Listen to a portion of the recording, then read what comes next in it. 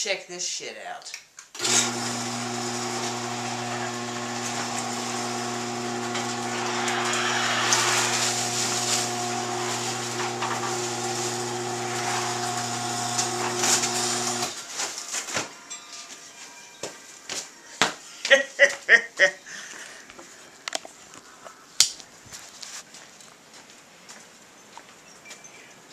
Yeah, we got about a 3.5 foot drift there. It's up against the garage door here. Got a drift there alongside the car. Our bushes are pretty much buried.